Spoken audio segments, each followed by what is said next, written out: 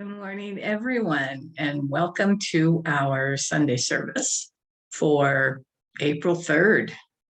We're now 2 weeks away from celebrating Easter. So the question I have for you is, what have you been doing during these past 30 days to prepare for that special day? Back at the beginning of Lent, I asked you to look at your connection with Spirit, Source, God, whatever name you want to call the source. At that time, I invited you to look at how often you were connecting with your guide, your higher self, Source. Did you have a daily practice of meditating and connecting to those on the other side who are there to help you, to guide you? And now this is not a test.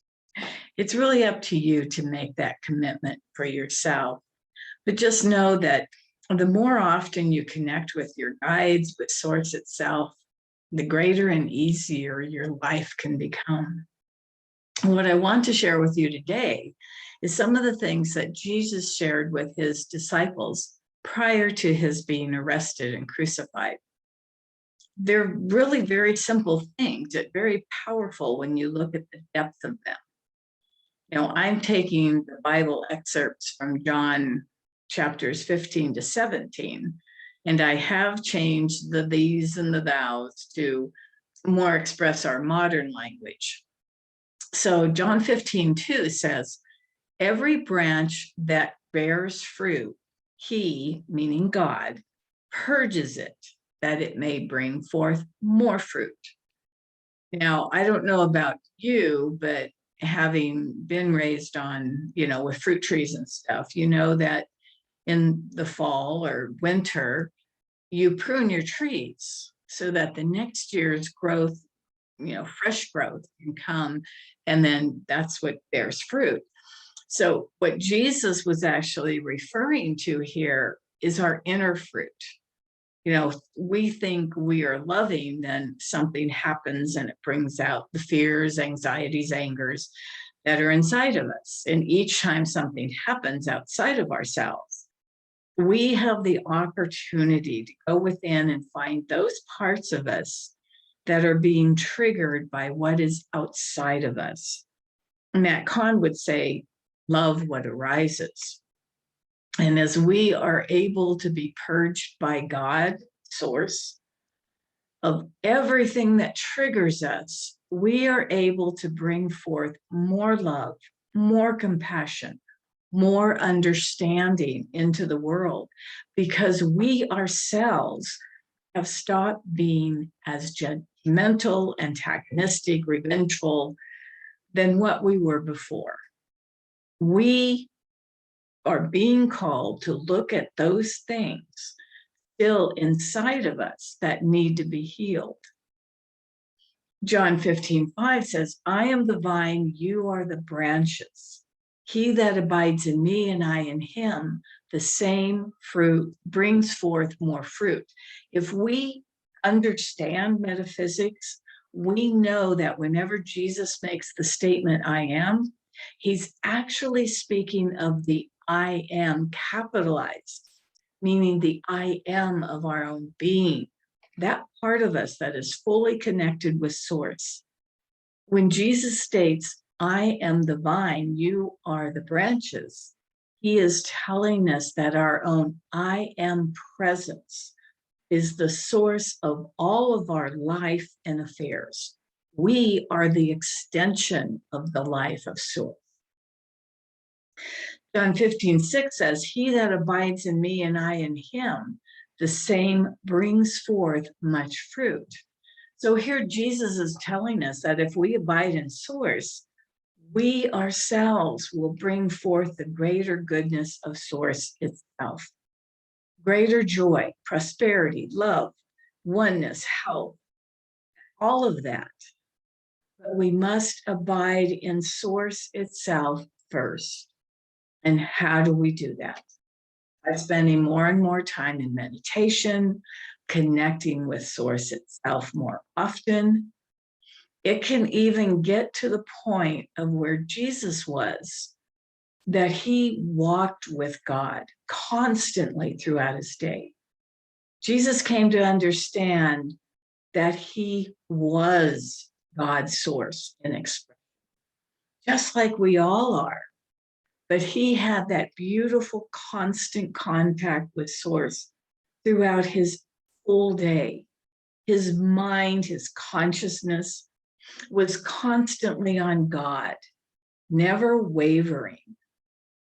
And we can get to that point also.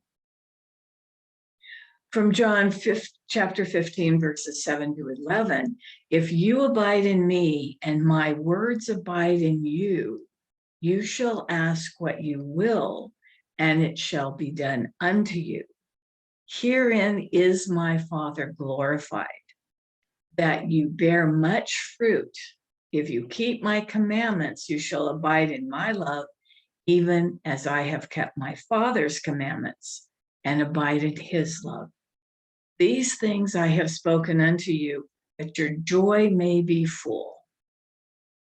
So in these passages, he is asking the disciples to keep their contact with source going. You know, during the time that he was with them, he has asked them over and over again to be one with God, to connect with the God of their being, and to commune with him in their lives. Here, Jesus is just reiterating to them that when they can abide in the love of God in their lives, their joy will be full. So what is that joy that he's talking about? Everyone wants greater health, more prosperity, greater love, et cetera, in their lives. And here Jesus is trying during his last days on earth to remind them that God, source, is there to assist them and help them all the rest of the days of their lives. Just keep that constant contact and communication going. And then he reminds them of the greatest commandment of all, to love one another. John 15:12 says, this is my commandment, that you love one another as I have loved you. As I have loved you. So how did Jesus love? Well, it was without condemnation or judgment. How many of us can say that for ourselves? Even on the day of his crucifixion, Jesus made the statement, forgive them, Father, for they know not what they do. He held no judgment against any of the people who were putting him on that cross because he knew the truth of each person. When we connect with Source more and more often, we ourselves come to that place of loving everyone as God loves, because we become more like God's source itself. We become more of the fullness of God in our own lives, to just be there to send the love of God out to the world. And we actually begin to stop judging and condemning others for their actions or their words, because we begin to understand the full meaning of Jesus's words. They know not what they do. In fact, we can take those words into ourselves for us, because we ourselves knew not what we really did at times that we did things. We're all learning. We are all still coming into that knowingness of what the energy of God is about, and what and how our own energy field affects us and our personal world. John 15:15 says, henceforth I call you not servants, for the servant knows not what his Lord does. But I have called you friends, brothers, for all things that I have heard of my Father, I have made known unto you. And actually, here is when Jesus was trying to let his disciples know once again that they have the same power that Jesus did. Over and over again, Jesus made statements not only to his disciples, but to everyone who came to listen to him. Perfect example of this is from John 14:12, when Jesus stated, very truly I tell you, whoever believes in me will do the works I have been doing, and they will do even greater things than these, because I am going to the Father. So what are these works that Jesus was speaking of? Everything that he had been doing. Did they believe him? Of course not. Most of his disciples were not learned men. As a matter of fact, most of them could not read or write. How were they supposed to heal people, change water to wine, raise the dead, all of that? Come on. They saw him walk on water, calm the seas, stop a storm, and so much more. And yet today, there are people who are studying to be able to do such things. Look at the shamans of our time. Years ago, I studied into the lives of the Peruvian shamans, and they were incredible. They could do so many of the things that Jesus did. They can just lay their hands on people and they're healed. You know, a friend of mine once traveled to see the Master Sai Baba. He walked down the row of people and would manifest earth out of his hands. Then he got to her and he asked her what she wanted. And she just said, peace. And he told her, no, what you really want is a comb. And this entire time, she had been wishing for a comb to comb her hair before he got to her. So he put his hands together, then opened them up, and there was a beautiful comb for her, which she still has. And we also talk about manifesting what we desire. And there are many who now can just tune into source, put their desires out there, and voila, they appear to them. You know, there are so many people who share that as long as they stay in connection with God, with source, everything just flows for them. Some of these things that Jesus was speaking of, we today are beginning to understand what Mark wrote in 9:23. Jesus said unto him, if you can believe, then all things are possible to him that believes. You know, Jesus, even when his time was short and he only had days left in his ministry, was still trying his best to break through the barriers his disciples had to being as Jesus was. Even though he called them brothers to help, you know, put them at the same level they fought that. He told them that they would be able to do even greater things that he did, but they did not understand that. You know, over and over again throughout his ministry, Jesus was trying his best to let his disciples know what we in Unity teach today, that we all have the perfection of God, of source within us. And every one of us is the fullness of God's source in physical manifest form. The greatest thing that Jesus was trying to get across to his disciples was that all the powers that he demonstrated, we all have. The difference was Jesus knew his connection with source and lived that connection every single day of his life. Thing is, we don't.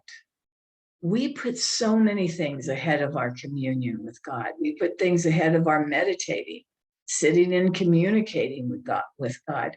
We put the TV program, our emails, our Facebook, Twitter, whatever, first above God. We even put fixing the car or doing housework ahead of spending time with. We put everything before God. And Jesus always put God first, no matter what. God, source, was at the foremost of his mind all the time. He knew he was down here for the sake of God, not man, not for himself, but for God and God only. And how many of us can say that? I know I don't. I do a lot of meditating, but most of the time, once I leave that chair, I don't connect with source until I get ready to sit down again. I know at some deep part of me that if I were to just stay in communication with source, with my guides, with my higher self, that my life would run so smoothly, it would seem like a miracle. Yet I still don't remember to do that. Maybe it's still a part of my ego that doesn't want to give up control so God can take control of my life. I don't know. What I do know, though, is that I am spending more time, more often, with a flash of source going through my mind. Sometimes I catch that thought and give thanks, and other times the thought just goes through me and it's gone. What about you? We still have 2 weeks left before Easter. 14 days to commit spending more time in meditation, thinking about God, Source, the One. Maybe just to spend a little more time in communication with Source. Maybe just to spend a bit more time in meditation and connection with your guides, with your higher self. Maybe just to spend a bit more time giving thanks for the life you have, no matter what it looks like right now. Remember, gratitude, if done from the heart, can change your life in ways you never thought possible. So let's take that into a time of meditation right now. I invite you just to sit back and close your eyes. Take a deep breath in. As you slowly let it out, just go to your heart center. This is the main brain center of your entire physical, emotional, mental, and spiritual bodies. Just take another deep breath in, and this time, as you let it out, put your attention on the top of your head, your crown chakra. Take another deep breath in, and this time, as you let it out, expand your awareness from your heart and your crown out to the universe itself. You are now consciously connected with Source. As you breathe deeply in and out, just allow your consciousness to keep expanding out further and further. Now just let your thoughts go. Go to your heart center and feel your connection with Source. Feel your connection with the One Source God, the creator of all. This is all you have to do. As you stay in this vibration, you are allowing God's Source to fully become a part of you at this very moment. You need do nothing else. Just rest in this energy. And as you do, your entire body, every cell, becomes infused with the fullness of Source. And you are now open to hearing what Source has to tell you. You may not hear it audibly. It may be just a knowing or a sensing that you could call it intuition, but somehow, some way, Source will be communicating with you. The more you do this, the more you will be able to consciously connect with the Source of all. For now, let's just take another deep breath in and begin to come back to this time and this place, right where your body sits. Coming back into full physical form and adjusting to that form. So just remember, you can do this as often during the day as you wish. The more you do it, the more in connection with Source you will be, and the greater your life will express for you. So much love, everyone, and may these next 2 weeks prove invaluable to you to bring forth all your desires. I love you all. Namaste. Have an absolutely beautiful week. God bless.